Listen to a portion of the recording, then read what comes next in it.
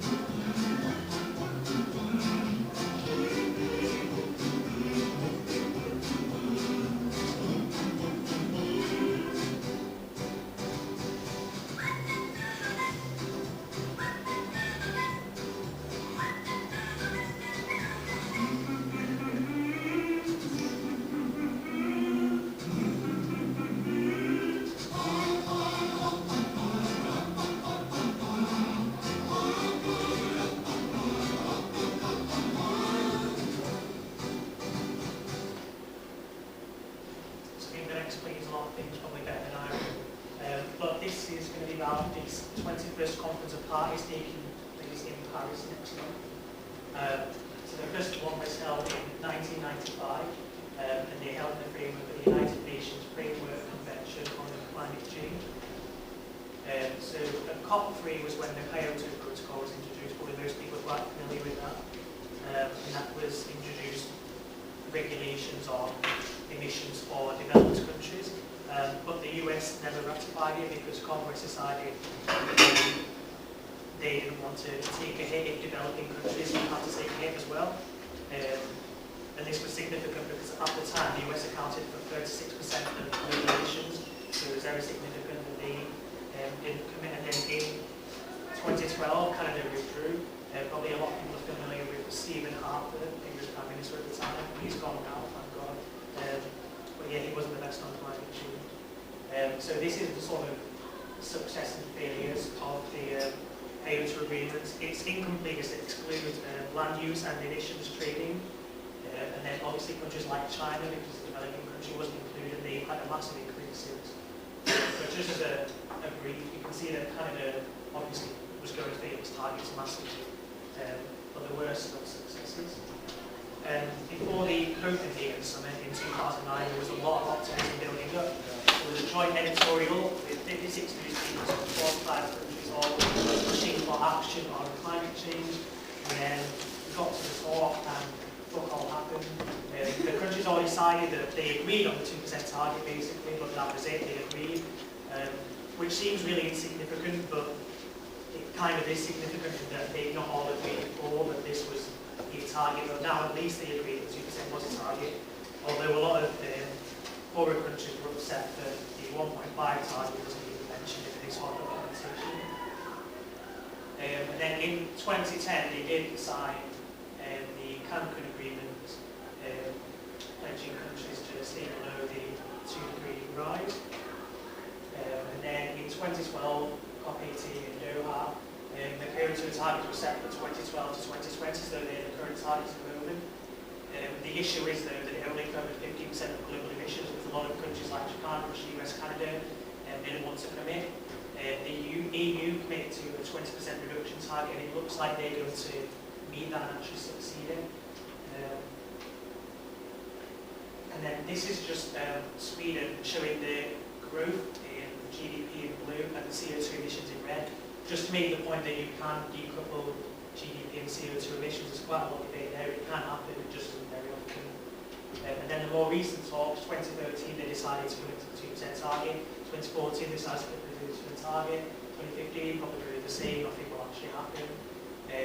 After the 2012 talks, Christina Figueres, I think is right, who's a Costa Rican diplomat, said that the current pledges clearly won't keep the nation, the world below the 2%, the 2 degrees target. So for the Paris talks in 2020, as I said, the current targets run out, so the plan is to set targets that will begin in 2020. More than 150 countries have already set out what they are going to pledge towards, which covers 90% of the world economy. And when experts have looked at the pledges so far, it looks like they're going to get down to 2.7 degrees warming, which isn't where we need to be. Why 2 degrees? It was first advanced in 1970. Global surface temperatures have already warmed close to between 0.8 and 1 degree, so we're obviously gone about halfway already. It's not explicitly mentioned in the Kyoto Protocol, and it's not some kind of magic solution. Even at 2 degrees warming, there's still going to be massive implications for the world. It doesn't mean that everything's hunky-dory, there will still be issues, but it's above that is when things start to get really dangerous. And just to sort of put it in context, the change in the temperature of the world's surface between now and the last ice age is about 5 degrees.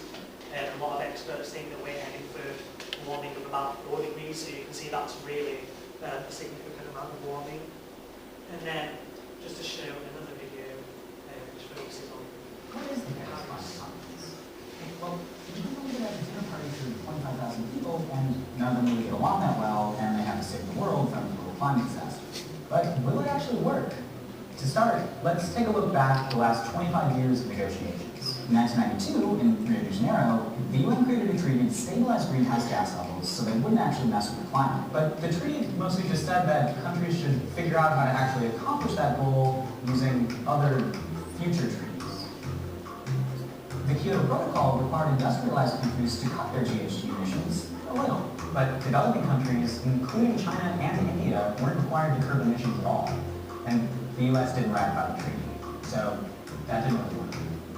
After 12 years of negotiations dragging on, the big dinner party that was supposed to result in a climate-saving deal actually went pretty badly. So last year in Lima, diplomats agreed on a new approach. Let each country decide for itself how it will fight climate change, but commit to it again. These country-specific pledges are called Intended Nationally Determined Contributions, or INDCs. So now we're in Paris, where diplomats hope to reach an agreement that centers around countries' INDCs. But how can we hold countries accountable to those pledges? And what actually goes in there? There are a bunch of different options on that. And the price is very dramatic. So India leans over to the United States and says, I've got 300 million people without electricity, I think I'm just going to stick with a bunch of cheap coal. And the US, kind of hypocritically, says, no way, India, you've got to try clean energy. It is not. And India says, no, I really think I want the coal, you used to love it, you look great, and I think I should give it a shot. And then China leans over to India and demands, you should really try clean energy. But if India thinks it deserves to use cheap and easy coal to speed up its development and lift several millions out of poverty, who is the US or China to say that it should? And that's just the first course. There are plenty of other courses you can take through and pay for. How much effort do we put toward preventing climate change by regulating power plants or replacing fossil fuel subsidies with renewable energy subsidies versus adapting to it by, say, building seawalls versus compensating those already screwed by awarding emergency funding to repair damage caused by natural disasters. The more we can mitigate climate change, the less we actually have to adapt to it, but climate change is already hitting some communities heavier than others. Furthermore, can we make clean technology easy for developing countries to acquire? And what does it even mean to be a developing country? How do we make sure that countries have the strongest institutions and best information to deal with climate change? And then, as with all dinners, the tensest moment arrives. What do we do with the bill? Poorer countries could develop cheaply and sustainably if richer countries were covering a lot of the expense. After Copenhagen, richer countries agreed to mobilize $100 billion annually by 2020 in funding for countering climate change in developing countries. But where exactly will that money come from, and how much more will be needed? All these questions are on the table in Paris. So what might actually be achieved? In 2010, world leaders decided that we have to keep global warming below 2 degrees Celsius or we'd be in for full-scale world meltdown. Bad news is that there's no way any Paris agreement will achieve that. But the good news is that doesn't mean the world has to end. If we continue things business as usual, we might be in for 4.5 degrees of warming. But if countries committed to existing INDCs, that would help us bring that down to about 2 degrees. Harder than we want, but better than nothing.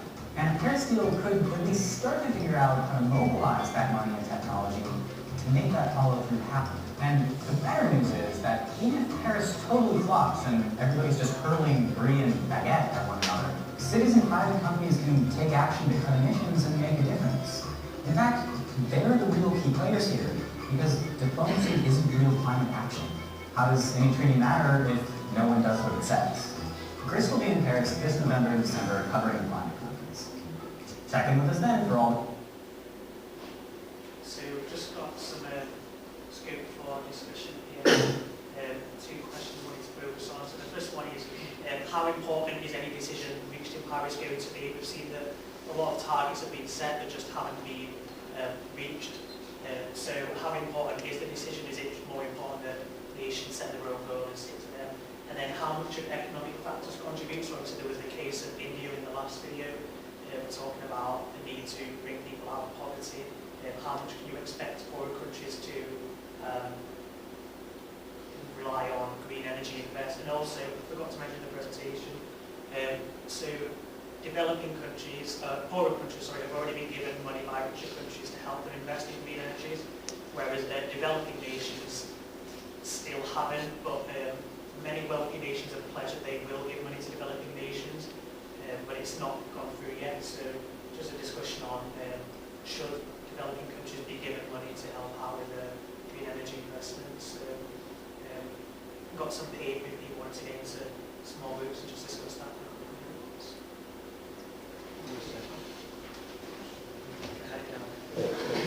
You're right. Oh, this may be shit.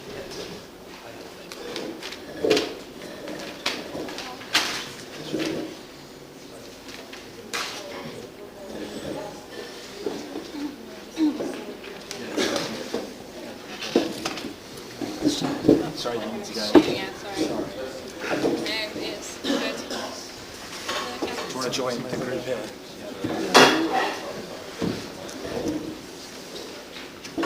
That's a little similar.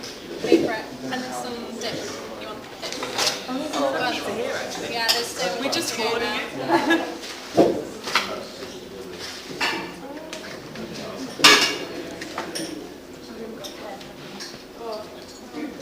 Just give me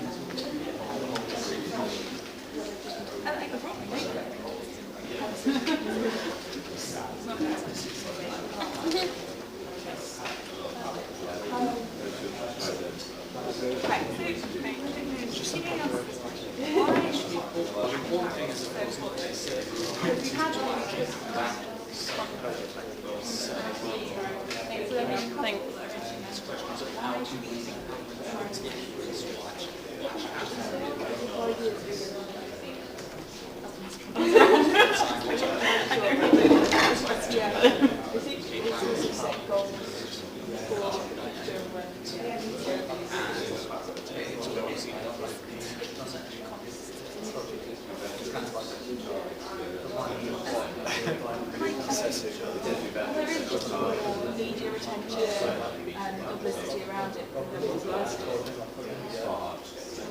Is the question do you think that's wrong? because as any man, no action happens. It is just a natural evaluation of something particularly about this time. Nothing particularly much has changed.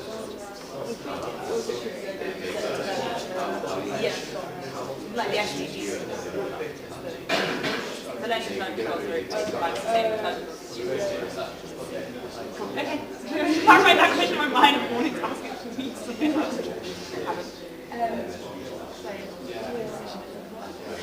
But I think if economic factors are important, I don't know much about economics really, but I know that like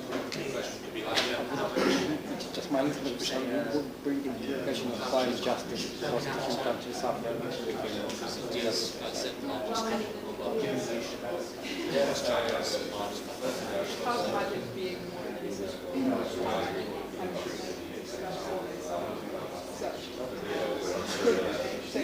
You can't expect developing countries to not develop. And half of our world money is being spent on development, like sustainable development, so much energy and time on it. In fact, you don't normally get international cooperation on such a large scale. So I think to them, like, yeah, you're going to have to invest in really expensive things without. It's just stupid. It's counterproductive in so many ways. Because people won't follow it through and it will ruin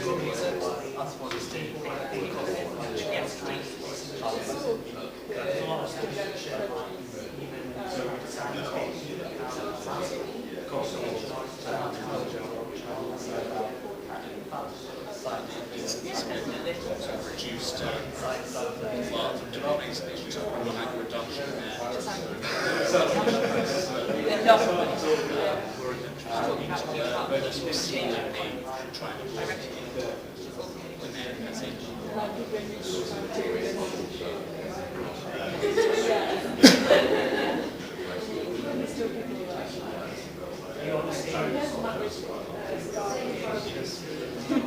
like owns a coal mine up here. He owns 2 coal mines. Well, he owns the land as well, coal mines. And they're trying to make it. at the same time.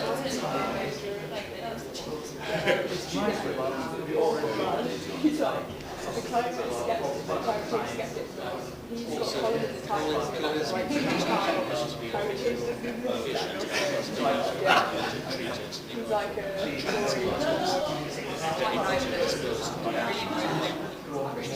I'm like, why are you here?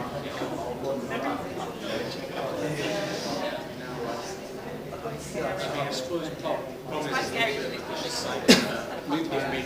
You know that Putin said that he doesn't believe climate change exists. Well, how does climate change anything? Like, you know what I mean? Russia is such a big, or at least it's true. But like, you can't. It's such a money's so tight to it as well. It's like a lot of countries. Yeah, and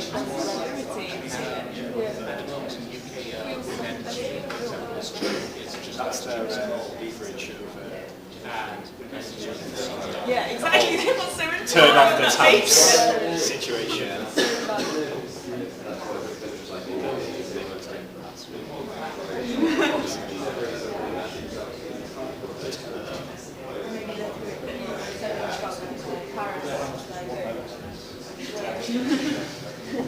think, yeah, it starts of course, if China reduces its coal use in as a means effectively there'll be less demand so when it's so cheap that I think is if you build coal power stations possibly in the next 20 years or so. Yeah, it's like we hear about a while ago. Was it BW? Yeah, it was. Yeah, it's like even if it is fixed in place, you have to have low resolution people. London's air pollution levels are something like 2 times WHO like recommended level. That recommended level is supposed to take into account developing countries, right? So that recommended level is pretty high for air pollution, and they can find like EU like 6 times the biggest place globally. Yeah, and it's just it's mad. You just don't like deal with it. You can just judge just nothing. How do you deal with air pollution? You have to stop.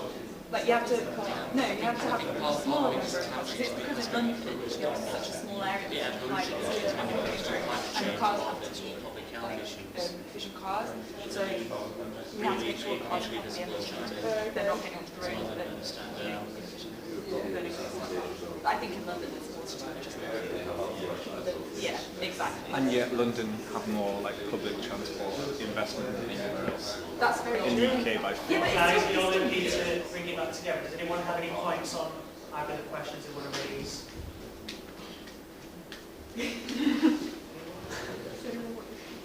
The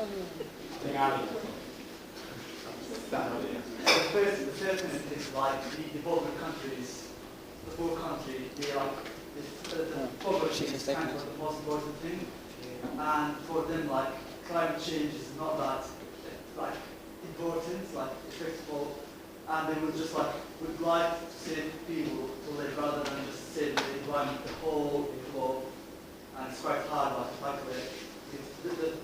The good way is like we should invest more in research research in this science, in the renewable alternative energy, but we shouldn't limit the energy because we are a developing world and we need more energy.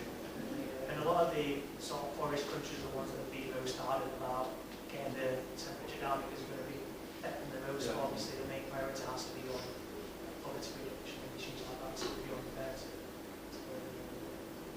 other point. I think it's also, obviously, economic development is important, but it's not entirely inconsistent to say that you can either have, you either prevent climate change or you have economic growth. And we need to look at ways of helping countries grow, and their emissions will increase, but to do that in a more sustainable way than was done, say, 100 years ago in this part of the world.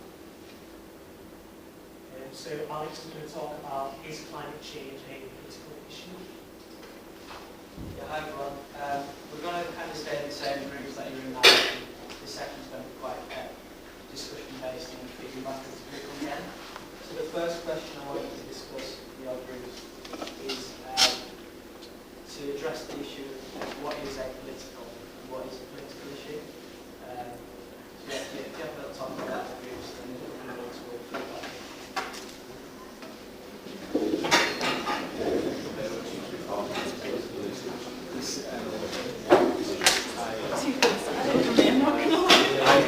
I have an issue with the naming of this event.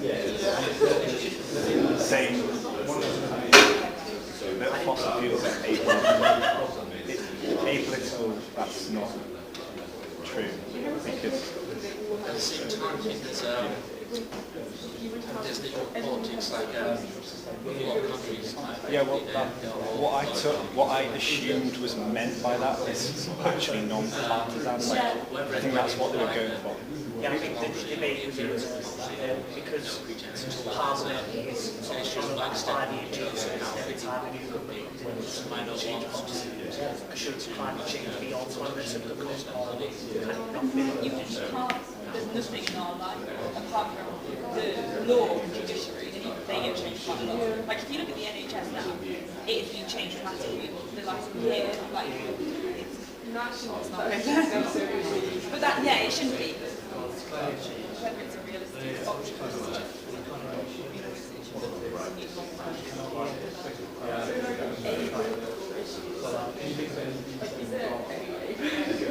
But I think maybe the way to look at trying to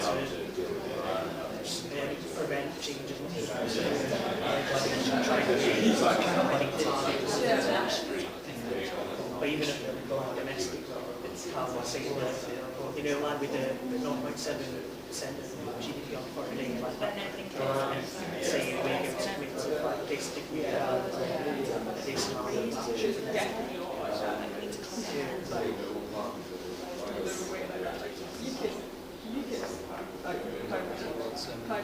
Not one MP.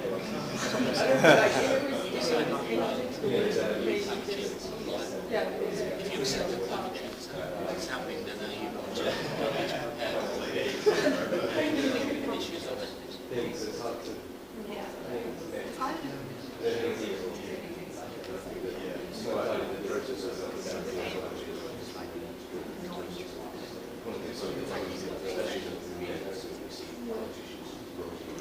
Some like people that really even presented too much apolitical, too much focusing on like 2 degrees rise. Well, it's a moral, it's like a moral injustice.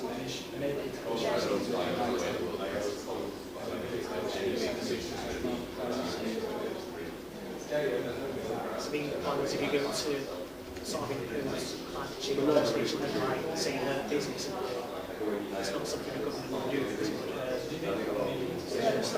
Then if there was a way for them to, if there was a sort of binding agreement between like all parties, I think that's an important.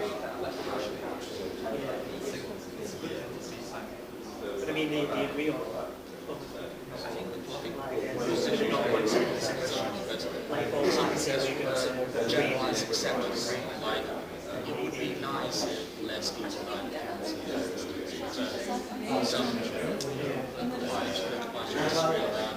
can actually implement how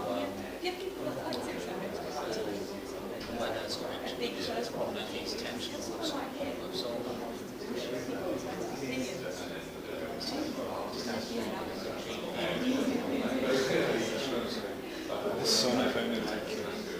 We've only like officially The general think climate change should signs. 15 years. Like before that, their official newspaper, their official like party line was that climate change wasn't a thing, and that's like the most circulated newspaper. I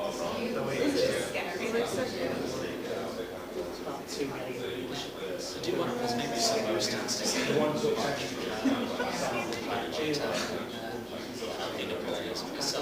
some regions that were I think it was only like I remember during the century they did acknowledge climate change, just maybe the benefits like higher crop yields and so on. pretty ridiculous considering people take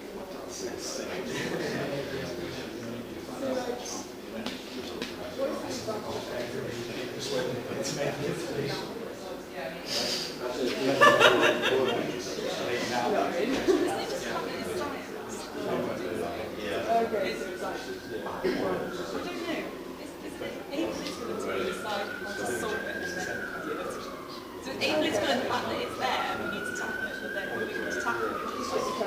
Yeah, exactly. So like I would say that we should help countries to develop and we should take this opportunity to help. The institutions we don't stop the businesses. I think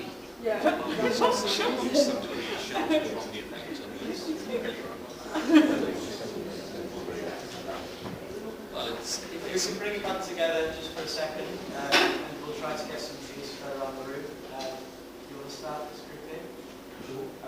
Mark, can you sum it up quite nicely? Do you want to say how you sum it up? I would just say it's like an issue where everyone gets behind it. Because, well, up until everyone's behind it, it's going to be differences in opinion on arguments, which kind of applies to us. So I'm kind of a bit on that, but then saying, like, everything that is apolitical would want political, yeah, sort of go through the process. Yeah, that's a very interesting idea that our issue is always black and white, but the rest of the time change. Do these groups have anything to say?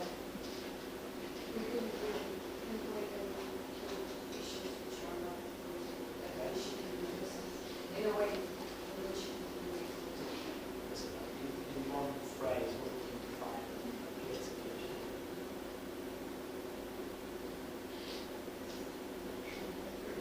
Yeah, okay. I suppose it depends on how you twist an issue and how you discuss it. So if we move on to the next question, is that do apolitical issues still need action from government? If we're talking about climate change as an apolitical issue, do government still need to act upon it? And if not, what are the ways that we get to talk about the issue and act on it as well? Sorry, I was confused. You said it is a Well, but that's the topic is the name of the topic is climate change and apolitical issue because we believe that apolitical means we'll talk about over here is where different groups and different points of view can get together and come around the issue. Because obviously, at this point, this question probably links to what you guys were talking about, that it is still needs political action. But when a lot of big majority of groups are behind the issue, we'll still discuss how to get to that point. I think to build a little bit as well, one of the things we talk about a lot in the campaign is sort of saying that maybe the very nature of politics and being cyclical is directly at odds with sustainable living. So perhaps lack of progress with all of those talks, the conferences that we've discussed, is precisely because of that.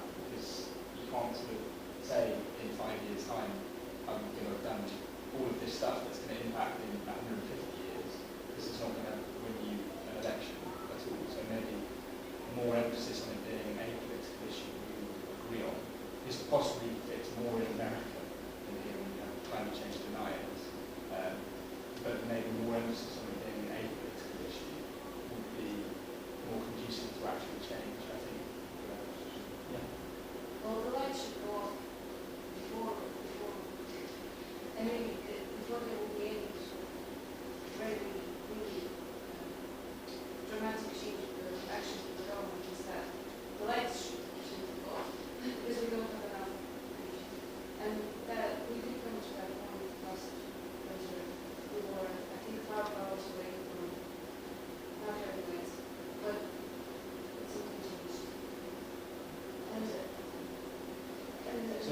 essentially what you're saying then, that government is only ever going to react when something happens. Well, government and people, I'm sort of, I'm very, I've said that the discussion is quite diverted from the consumer because in the end of the day there's children industry because there is economic. And people will start making changes to their lifestyle only when let's go on. And people will agree to make changes when the government will have no other choice to make changes. Because we do believe that people need to make decisions. And we should, each of us should make our own decisions relating to climate change, such as take the bus and not take the car all the time. And so it doesn't relate to us because we're still students, but you know, I mean, recycle and so on and so forth. So essentially what you're saying, sorry, Yeah. I think is essentially what you're saying that the individual and consumers have more role to play in policy. Yeah, we have to be part of the responsibility. But doesn't government have a responsibility to inform us as to making those changes, giving us sort of economic benefits of making those changes? Well, do you think we already have been informed enough about recycling, about emissions, about this and that? We may some changes tomorrow. Well, my contribution on that will, because my contribution will be The government has proven it time and time again, but some people will actually react badly behind something, and then they'll just take direction. It's very issue about so relying on them to solely make decisions and reasonable because they'll make their own one. the oil and gas policy is so deeply embedded in the policy that it will be extremely difficult to act in a apolitical way to the government because it's almost part of the government. It's not going to go against the person. So then, at that kind of high level, who has to make the lead? Who has to take the lead? Doesn't government have a responsibility to shape? If you're saying how oil and gas companies are a large part of it, which is an interesting point to make, doesn't one of those sides have a responsibility to lead the way? They need to actually listen to the science advisors, but they finally decided they need to actually be in every department and completely turns into this regard. So A lot of countries have national programs. So part of the very unusual. going to be like Shell and BP. Shell and BP are contractors. It's one of the biggest contractors in the world. They're a lot smaller than any government or a lot. In terms of the across the question, there's the issue of the economics of what's called the tragedy of the commons. If anyone's familiar with the prisoner's dilemma, the basic issue is that there's a desired outcome where we all sort of work or live within our means, for example, but there's a great incentive for individuals to diverge from that, to say, consume more coal. Well, in terms of sort of the national climate change treaties, we all sort of agree we want to reduce global warming and greenhouse gas emissions. But at the same time, for each other country, there's inclination to diverge from this agreement. For example, we talk about China using less coal. One of that might be if everybody agrees to use less coal, then the price of coal will fall, and therefore becomes more. There's a greater economic incentive for one individual country to skip out on the agreement and to start using cheap coal to power the industry. So in that case, it's basically there does need to be some governments to do sort of individual incentives of decision makers.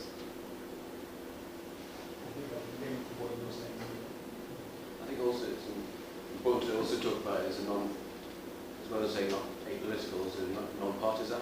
So by its nature, it's an innately political issue, because even if the end is apolitical, the means to achieving that end of reducing emissions and temperature rise and things is political, because it requires power and decision making and things.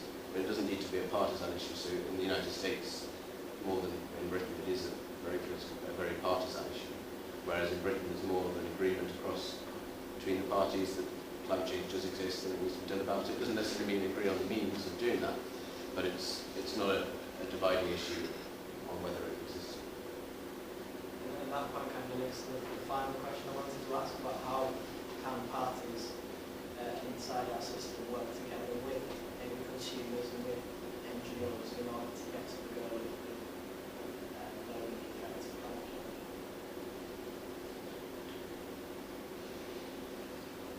Sorry, could you repeat the question?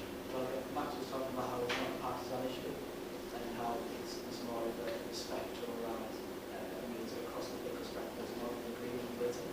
So how do you think UK political parties can work in the system that we have and work with NGOs and work with consumers and talking about before in order to get to the goal of climate change? Well, I've just been to an energy conference in Israel, and they want to be smart meters very soon, and they are very efficient, and they call it the citizens' advisory. So one of the most efficient ways to develop consultation with city councils, make very good and open right to public to come and to inform them about the needs that we need to make our homes more energy efficient, to make our energy spending more efficient. Then we very essentially. Do you think people would go? Well, if you make a good enough conversation, yes, I've been to one of local consultations, and it's not very formal commodities. It's not very so yes, and it's very intense. So you can't really influence what the policymakers say. They come there with a decision. You can't influence. You can ask questions. But you come there with the hope that your opinion will matter. And when you come there, it actually doesn't matter. So you argue for 2 hours of argument, and you leave with a massive stress. So there needs to be an open consultation where public representatives can actually make their voice heard. If you do that wrong, that's how you sort of create an influence on specific political parties. Because when you spoke to most of the British people right now, most of them lost faith in the political system and their party. So how could you expect them to jump on board with something that the government says? And actually, they're continually being bombarded with concepts of pensions and extending time for work and all the additional things. NHS, rising oil prices. How can you expect people to get behind the government that's continually bombarding them with that? So perhaps this was a form of faith before you even begin to try and do something. I think that's important to see that it's the environmental side of it is inextricable from the economic side of it, and human beings are rational actors, and the government therefore has a responsibility to make it economically incentivised to do things which are more conducive to reducing the effects of climate change and things like that. So, public consultations and things like that are good, but actually I think a lot of people are more likely to respond to low energy bills or government subsidies and things like that. So if energy bills are rising because of oil prices, because of expensive energies, then that's going to be more concerning to people as voters and as rational actors than the idea that in 50 years' time there might be lots of flooding because of climate change. People are going to notice more. So that's why the economic side of it, it's not just about emissions leading. If we want to grow, we have to emit more. But if we want to actually reduce emissions, we need to make it economically advantageous to do so. At the same time, if we talk about sort of influences on individual people and their decisions, the problem is a lot of people might not have actually the ability to affect their situation, their energy bills. For instance, we don't want to have to get more energy efficient, but a lot of us rent and this may not be the best landlord opportunity. And of course, like I pretend that individual people act as individuals, but that doesn't make much of a major difference at the end of the day unless everybody actually does this. I'm talking about economic quality as well as the other section. Yeah, sure. Unfortunately, the guy that was supposed to give this part of the talk is not here, so excuse the fact that my section of this talk is, well, it's this. Which isn't really like a great presentation. I think I've just might use this now. Show me the light one. Yeah, if that's possible. I think I just wanted to talk about divestment as itself, as it is a divestment week event. It would make sense to talk about, well, it links on to what you were saying there, was how we actually can act as individuals to change sort of policy a little bit. And saying, like, if I reduce my energy efficiency or increase my energy efficiency, that's wonderful, and it's wonderful if all of us in the room were to do that and all become carbon neutral as a room. But it wouldn't deal with the fact that we need to keep 80% fossil fuels currently in the ground. So I wanted to look at some of the numbers in terms of, sorry Alex, I'm going to look at some of the oil expenditure numbers. How much would people think that oil companies, gas companies, the top 200 companies in the world, hydrocarbon industries in the world, as a percentage of their expenditure spend on alternative energy? Research and development, anything, just as alternative energy sectors, as a proportion, as a percentage. Any suggestions? 10%. Is that all those 200? 10%. What do you guys think? Sorry? A lot less. It is. It's only the majors which can afford to spend, which can afford to divert. There are three companies in the world that spend more than 1% of their overall expenditure. The highest is BP, that went to 6% in 2009, and subsequently has actually sold off quite a lot of its renewable industry. In particular, its solar industry has sold off that department to, in quote, focus on its main field of oil and gas, because it's just not financially viable to do so. And it's great that some companies are increasing the amount that they're spending. So Shell, for example, spends about 400 million. I'll write that up there, just because I've got a pen, I might as well. 400 million that they spend, which is an £100 million increase on last year to what they invest in alternative energy. Does anybody have any idea how much they have as their overall expenditure in a year? It's 23 billion, so that's quite shocking really, when you look at an oil company spending that much money, but that little money on alternative energy expenditure. One of the main problems with our thing as fossil fuel divestment, does everybody know sort of the main argument for divestment in, or does people want me to run through it a little bit as a brief consensus? Yeah. Need some nods. Yeah, people get the main argument for divestment, or do we want to run through it? Run through it. Okay, so basically, as we discussed here, we need to keep global temperature increase below 2 degrees.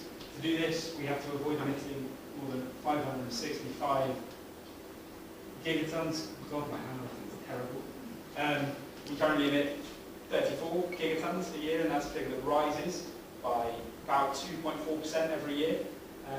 Shocking, or not shocking, difficult statistic is that the top 200 hydrocarbon industries companies in the world currently have reserves already of 2,795 gigatons. So more than 5 times the amount that it's legally responsible to burn. They already have that. And then in terms of expenditure on exploration, they currently spend, so in 2013, these top industries, the top 200 industries, how much money do you think they spend on exploration, given that they already have 5 times more than it's legally responsible to burn? How much do you think they spend looking for more? 10%. I'm looking just for a number now. How many billions, millions? dollars do you think they're spending? 5 billion. 5 billion. Anybody got an increase on that? Anybody got an increase on that? It's 674 billion dollars. Do you know how much they spent on alternative energy in the same period, in the same year, 2013? 750 million. Sorry? 750 million. Not quite. It was actually a lot more than that. It is in billions. They did spend billions. But this is just exploration, remember, over the course for 200 companies. It's only 214 billion. So they spent more billion. Spent 3 times more on exploration when they already had 5 times more than it's legally responsible to burn. Which is then brings us on to a major problem. We need to keep 80% on the ground. That's the math there. We need to keep 80% in the ground. The problem is that 80% of it's already above the ground in share prices, which brings us on to talking about a bit more about consumer and what consumers can do. Because the main problem, there's this huge inaction, is that 2,795 gigatons is worth roughly $27 trillion. So if we're talking about suddenly just keeping in 2,130 gigatons, just keeping that in the ground, we're also talking about wiping off $20 trillion, which is the equivalent of the whole of the USA's GDP. We're just going to wipe that off in a single slate. Just wipe divestment on sort of a broad scale, just saying all of us stop using fossil fuels now is great. Simply isn't going to work. Which then brings us on to talking about why it does work at universities, because we're talking about research. Universities should divest, because they should move that money towards researching into renewable energies and into alternative energy forms, so that we have more money there, more financial incentive to look at these things, to solve the problem in a more timely fashion. Because currently, spending this amount of money on exploration, as oil companies are doing, simply isn't responsible. And as an institution based on creating a future, we have a responsibility to make sure that we invest in alternative energy to make it cheaper in the future, to then continue investing in that. I'm afraid I don't really know where this is going. What's just 80%? 80% in the ground. Okay, so 80% keep it in the ground is based on these figures. So this is the amount that we already have in reserve, 2,795 gigatons. So that's 1 billion tons. We have that in the ground already. This is what it's legally responsible to actually burn. So that's a fifth of that. You've got it in the ground already. So they have reserves of it already. So no extraction it then? Yeah. So the top 200 companies already have it in reserves. But that's not been, it's not yet been extracted. Sorry, It's yes. not yet been extracted. It hasn't been extracted. How long do you have a statistical thought on how long it would take to get through that quantity? No, I don't. But based on the fact that we use 34 gigatons a year. 40 years. 40 years. Okay. 40 years to get through that. But that would warm the world quite considerably if we were to do that. So that's where that 80% comes from. This is what we have, so we need to keep 80% of that in the ground. So that makes sense. What if I stand down? I have to Alex before last year. Sorry, I didn't. Alex before she mentioned last year that we were 5 hours away from a blackout. Yeah. That's Jen back. Okay. And yeah, we kept 80% in the ground of that, so like Mm-hmm. I think that is it's a really key point. It's one we actually talked about on Monday quite a bit, in saying that we can't simply divest everywhere. We can't simply say we're not going to burn any of it, and we're going to divest everywhere, because 87% of the world currently runs on hydrocarbons. The reason why it's universities that we're asking to divest is because it accelerates the process in terms of the financial sort of assets that we actually hold as universities of that 2,795 gigatons. It's very, very minimal. in terms of the amount of money that if we were to move 6.9 million, that would actually impact. Minimal. It's just about social agenda and social licensing. It increases the speed of rate of change, is the idea, and it accelerates that process. We currently have 9 research projects only on solid allocation, just in the chemistry. The university has already loads and loads of research in wind power and solar energy. We don't have that many oil and gas projects actually. We are the only 2 students in the oil and gas agency. We focus on this. And again, these projects focus on the efficient use of hydrocarbons. The chancellor quite clearly says that we're going to rely on hydrocarbons for at least 15 years. And you need a more efficient. One thing I'll say about that is we're expecting, well, we say that we want to divest from France, but we have to find a means of essentially getting the same quantity of money in with 2% that the government is prepared to give science. You don't stand a chance, because as someone who isn't funded by the oil and gas agency, who is funded by the university itself, I can tell you it's a nightmare, because I can barely afford to do my research, because they haven't got enough money. Of course they haven't. So we can't even really think about sort of restricting how much money we kind of gave from this side of things until we can make up for that somewhere. Well, if we were to take, that's from an endowment fund, I'm sorry, I'm talking in speculative terms of answer about this part is actually true. But if we were to take, I accept the points, but if we were to take that £6.9 million that we're investing in these industries simply to make profit from, which isn't money that's then going necessarily back into science projects. If we were to take that 6.9 million from our £55.2 million endowment fund and put that into research and even at the university, which is something, so there are divestment campaigns in the US that are actually specifically asking for that. They're not asking for it to be put in the renewable sector. They're asking for that money to be put into their own research and development programs at their own universities. But then it's their money. So you put money in research and then it's gone. You're also then going to be making the university make a decision, quite frankly, from what we see across a lot of universities here. They're going to sink it into things like the medical school. And I'm not saying that's necessarily wrong, but they then proceed to decide exactly where that money goes. And so those of us who, out of, I'm one of 25 in my year who are funded by the SAGE faculty. This year, it was 25 million, they had 700 projects. Geosciences didn't get a single one.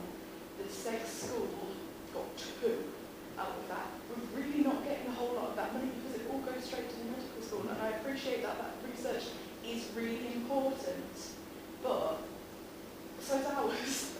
Yeah? We're looking at flooding, and we're looking at, I'm looking at how source rocks work, and all sorts of things like this. It's just a bit frustrating that, yes, we're saying they'd maybe be able to make up that money elsewhere, but they wouldn't put it into us. And if you're going to rely on pressure problems for another saying, do you really want to use them in the way you use them now or more efficiently? Do you really not want to invest in carbon capture and storage? Do you really not want to be part of this technological breakthrough? Also, the investment is as part of the portfolio, so I think it's managed by BlackRock Investments. It's not partially, as it was last year, it's all changed now. Oh, right. BlackRock, interestingly, we used to invest with them, so from now don't. Because it's, if I'm right, the investment is not in, it's just as part of a portfolio. Yes, it's, as you say, to make money. It's not that they're investing currently in something, in some sort of research on first research. And they could divest this money and invest it in other assets and other shares. And it doesn't, it could be financial services, it could be all sorts of things that aren't hydrocarbons, and that could be fully returned. It could even be the renewable sector. And that could make just as much money as... Yes. Renewables get a lot of attention. It's not the picture that they are just ignored and they're bad guys who oil and gas and get a lot of money. No. And in fact, we have a lot less attention from the research councils now because there's such a great pressure to move to green energy. And there is a massive move to green energy, but we need to collaborate to be able to solve the problems we have. We can't just go away and, shell police employment when the world will do. Arguments what to do is something that a mature science building back for over a century at least.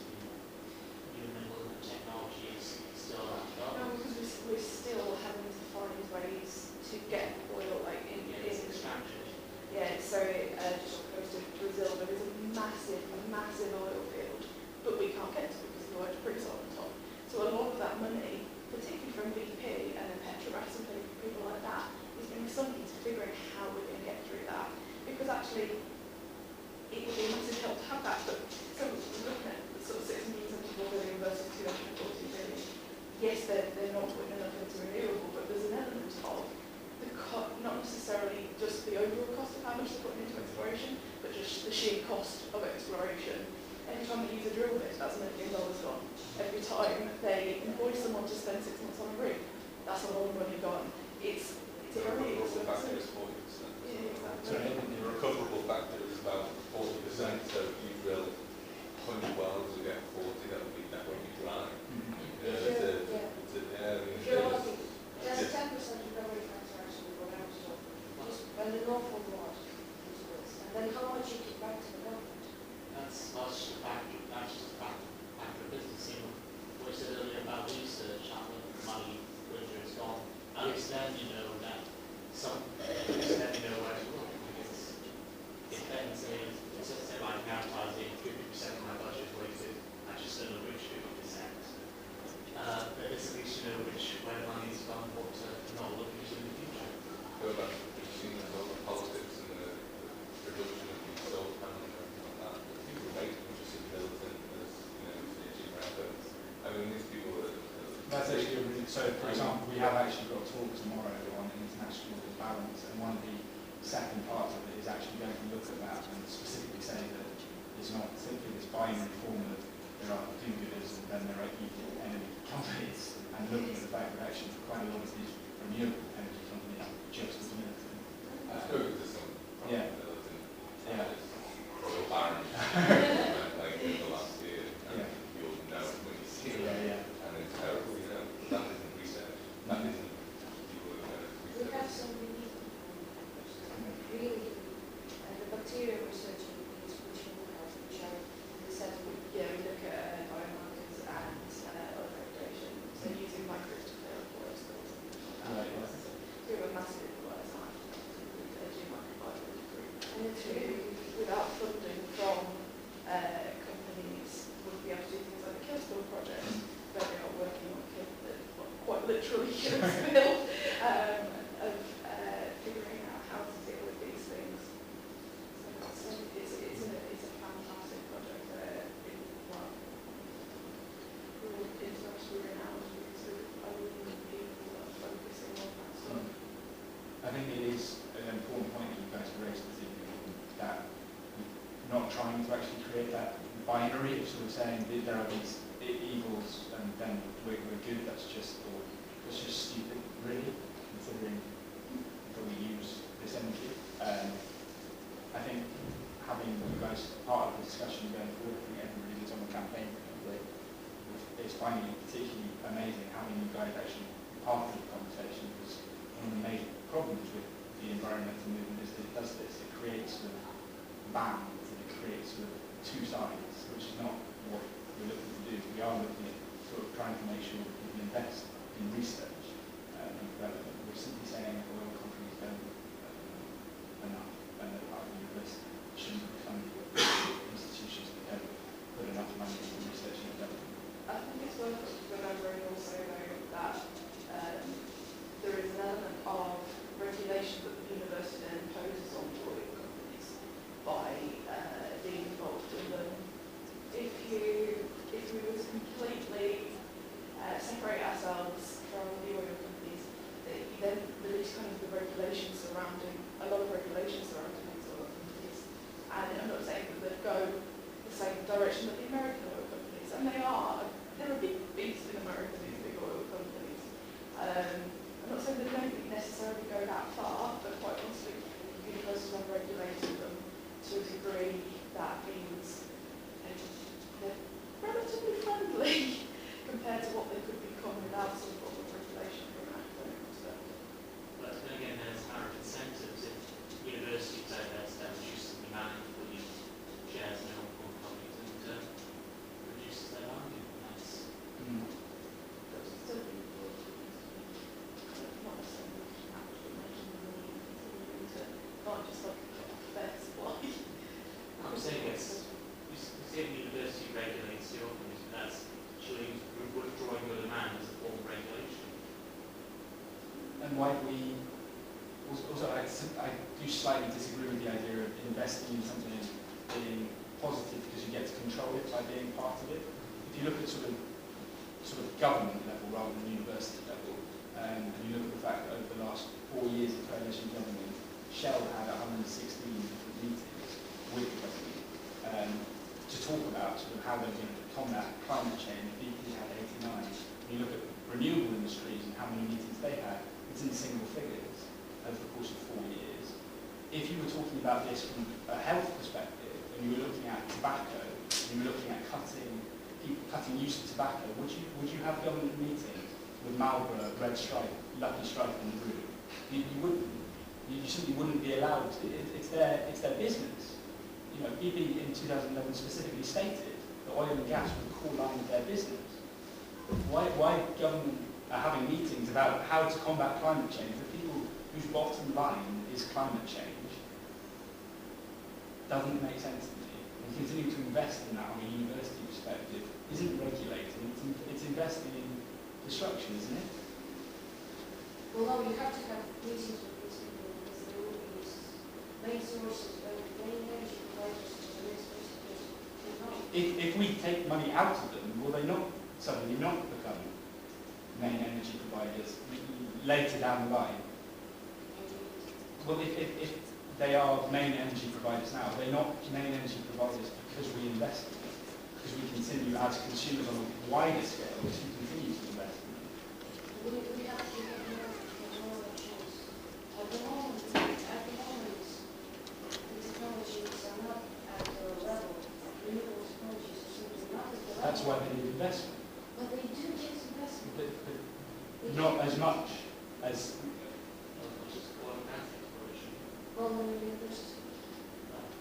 That may well be true at a university level. I'm talking at a more global level. But the investment is on the university. It's not about taking investment from research. The investment currently is in the investment isn't. It's not taking it away from research. So it's from the endowment fund. So it's not for a specific university. No, I understand, but it's a two-way relationship. Yeah, I think there's an element to consider that if we divest from them, we start to lose their willingness to fund projects and collaborate. And like a lot of universities, particularly around which were very extensively in Brazil and the States and Italy and a lot of places like that that are doing groundbreaking research, they are, if they were to suddenly stop accepting money from oil companies and suddenly stop giving them money or so on and so forth, you then lose their faith and you basically mean that you're cutting off, you make a cut-off point when that research stops because you genuinely can't afford for that, and you then actually create a generation of students who actually probably would have gone into renewables but can't now because their education just stopped and there is nowhere for them to go. You then also you'd have a generation of early career scientists who have the same issue. And actually then you've got a whole other issue to deal with. Are we dominating the discussion? Yeah. I feel like we should include everyone else. Does anyone completely disagree with our stance at all? I think the point is on research that the partnership's still there. We're not trying to say to the university, please stop talking to Shell and BP. Still on the research level, there'll still be the relationship there. It's just on the finance level. No doubt if Newcastle University divestment fossil fuel, Shell are going to like, oh fuck, let's not talk to them again. On terms of research, I think they'll define it's a mass movement that's happening all over the world. I think your name is Chris. Liam, yeah, sorry, Liam, yes. I think what you mentioned here is the important distinction between shareholder activism and divestment. Yeah. It's two difficult, very radical strategies. Because shareholder activism, you actually, you stay on board with the investor, but you just, you're as an investor, you stay on board with an institution that just come, we want to change this policy here and there. With like divestment, you just take your money away and, go somewhere else. Yeah, like the research is still there, there's still the partnership there. It's just about moving the finance that's sort of totally unrelated to the research, really. That's just on speculation on prices and stuff. It's completely unrelated to what we're talking about in terms of research. Well, for a fact, do you know, because I don't know these numbers, do you know No, I don't. Well, would it be useful to see the distribution of investment shares in different sectors? Yes. So then we are able to compare legally, this 6.9 billion is not a lot. Maybe it's just a symbolic contribution to keep this thing going forward. Because if all of the research councils... I can certainly look into that and get back to you with that, yeah. Why would you have to have, Sorry? why would you have to have like a symbolic, Yeah.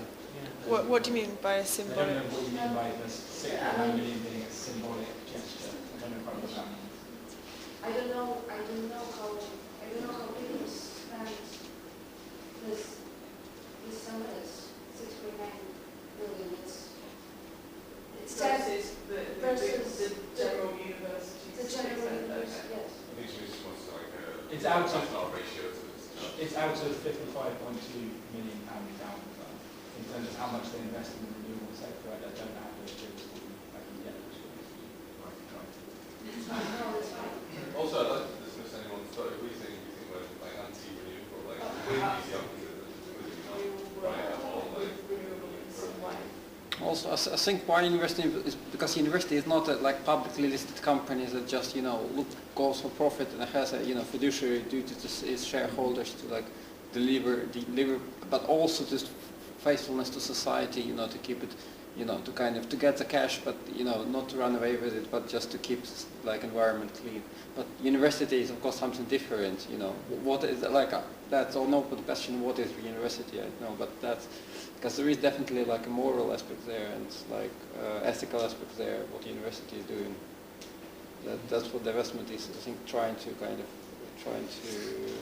talk to, especially when it started in the United States and universities like Harvard, Stanford, well, Stanford divested, Harvard has not divested, but many divested, many not. So it's still open debate in the States.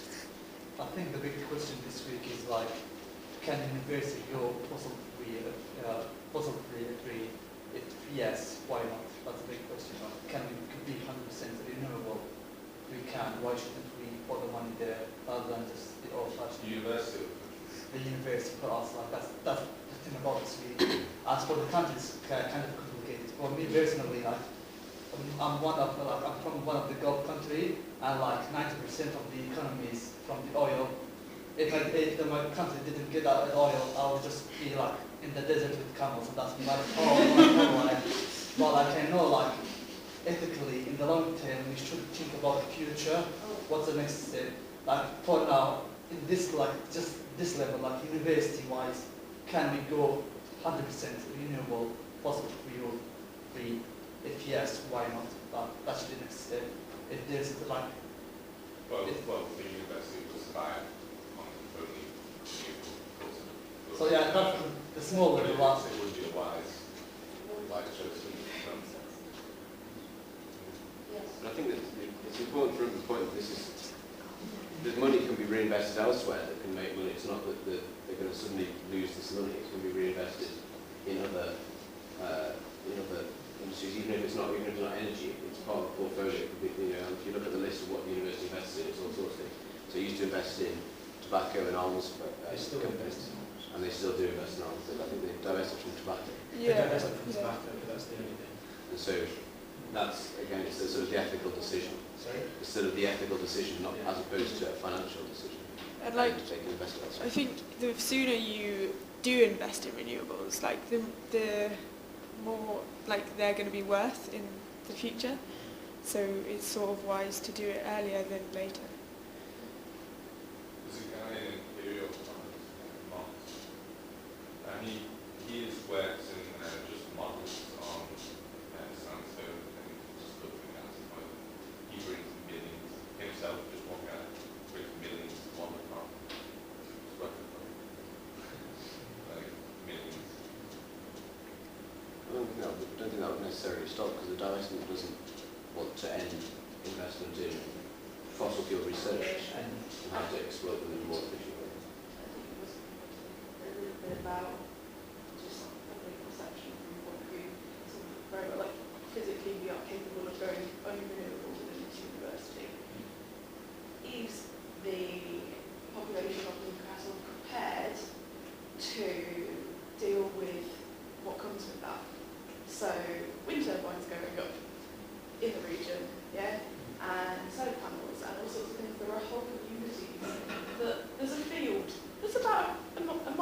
from where they live, and yet they're still not happy to have solar panels in that field because it might disrupt their dog walk in the morning.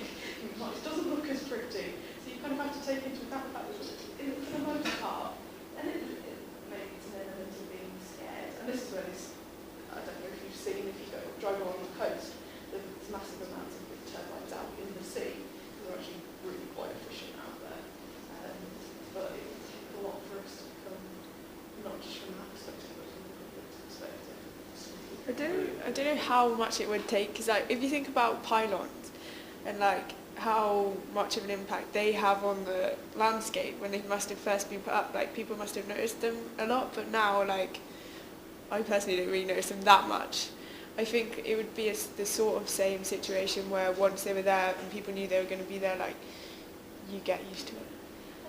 Yeah, there is an element of that, definitely, and yeah, you just have to take into account, you just have to build it into the process by which you then install them, because that actually the public has a lot more outlook than it used to be. You could use that argument against onshore shared exploration. Wouldn't you just get used to it? It's just a pole. But that I mean it more from like an aesthetic point of view, not like a yeah, health. That's not how I'm talking about it. Okay. I think it's also important, talking about divestment, is I don't think anyone, or very few people in the divestment campaign would say that we should stop using fossil fuels as a country. And fossil fuels are and are going to continue to be an important part of an energy mix, but we should be more creative in thinking about the energy mix, that just because we've been using fossil fuels for ages and it's perhaps easy to use them at the moment, that we should plan better. So if we're having nearly having blackouts, then clearly there's, we need to improve the strategy for having a good supply of energy. So whether it's nuclear power stations or tidal power stations. We have just invested for just to brief the nuclear power station. So we don't change this. So there's lots of ways of it. Before we can stop producing energy. But yeah, so it's not so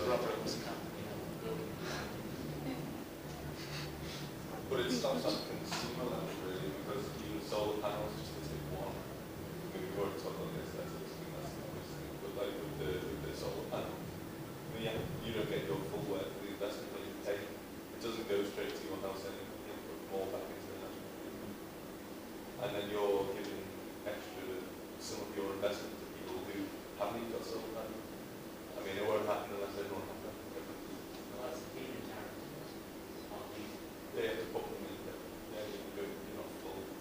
You don't get everything back from your own investment into the solar panels. It's not like I mean, in terms of nuclear, this is just a statement from the climate change secretary saying that opponents of nuclear service besides it's safe and reliable. The challenge is with other low carbon technologies is to deliver nuclear power, which is low cost as well. Green energy is much cheaper. Nuclear is low. It is nuclear energy cheap. It is cheap. Nuclear then gets into a whole other realm that you then have to deal with what you do with the waste. And so on and so forth. Right. It's really... I question the point, but I don't know if you have kind of answers.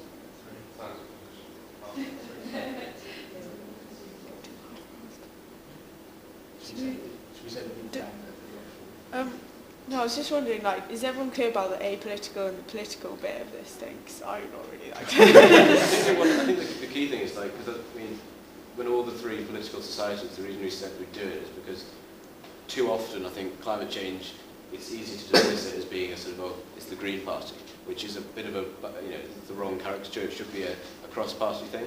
And, that's why it'd be far more effective to combat it if we're talking about technical solutions rather than just dismissing, oh, well, you're saying that for party reasons or whatever.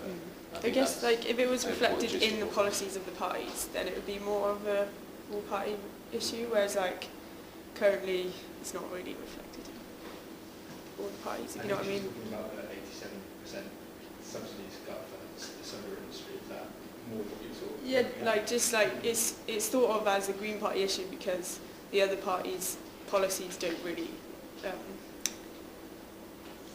address it. I think that's if you so in the subsidies, I think that there are obviously the arguments either way.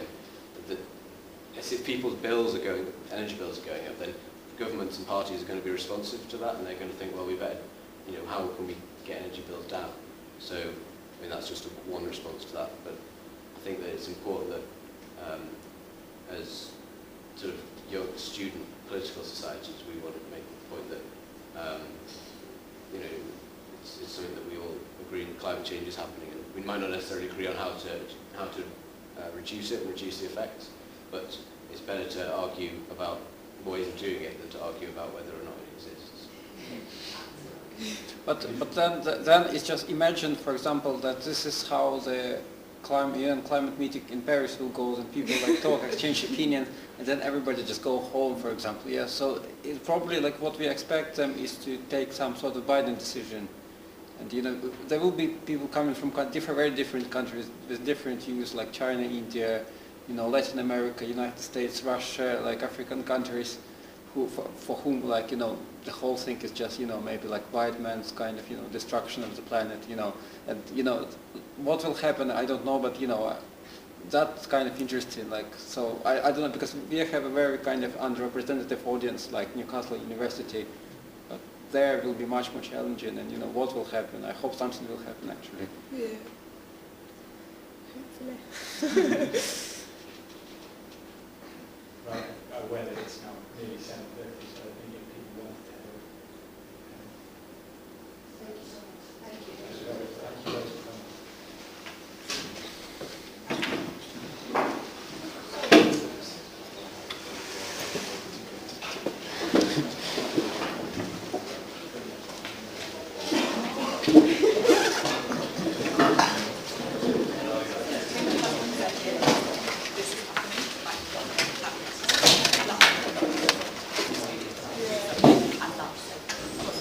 Oh, thank you very much.